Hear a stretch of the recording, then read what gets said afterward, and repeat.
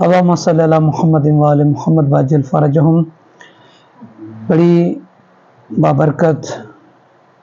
بعظمت، بافضیلت شب آنے والی ہیں۔ بالخصوص ماہ رمضان المبارک کی ان راتوں میں کافی سارے احادیث معصومین علیہ السلام وارد ہوئی ہیں۔ ان چند ایک احادیث کا پڑھنے کا شرف بھی حاصل کریں گے، اور جہاں تک ہم مطالعے پر پہنچے ہیں اس چیز کو ضرور پایا ہے کہ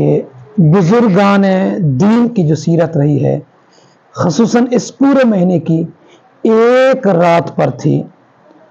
وہ اتنی بڑی عظمت کی رات ہے، فضیلت کی رات ہے۔ میرے استاد محترم سید فیصل صاحب ہمیشہ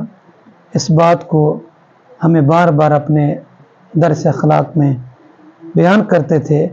کہ دیکھیں، اگر کوئی کار خیر کرنا چاہتے ہیں، کوئی عمل صالح انجام دینا چاہتے ہیں، کسی چیز کی بنیاد رکھنا چاہتے ہیں، کوئی بزنس شروع کرنا چاہتے ہیں، بچی کا عقد نکاح کرنا چاہتے ہیں، کوئی بھی کام ہے تو خصوصاً اس ایک رات میں کریں۔ دوران درس کسی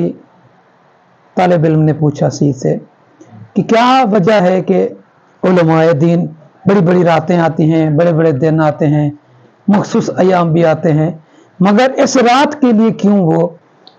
انتخاب کرتے تھے اپنے کسی بھی کام، کسی بھی نیک عمل کا؟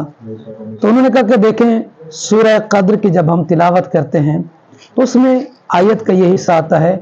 خیر من الف شہر، کہ یہ جو رات ہے 1000 مہینوں کی راتوں سے جو ہے بہتر ہے۔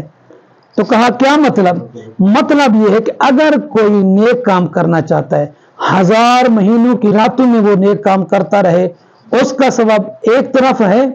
اور اس ایک رات میں اگر کوئی نیک کام کرتا ہے، کوئی صدقہ دیتا ہے، اس ایک رات کا یہ عمل 1000 مہینوں کی راتوں سے افضل اور بہتر ہے۔ تو کہنے کا مقصد یہ ہے، کوئی کام کرنا چاہتے ہیں،